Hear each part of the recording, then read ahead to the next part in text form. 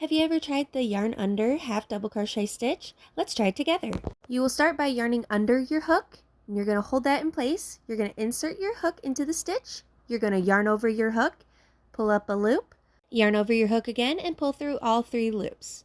You're going to yarn under your hook, hold it in place, insert your hook, yarn over your hook, pull up a loop, yarn over, and pull through all 3 loops. And repeat this all the way across.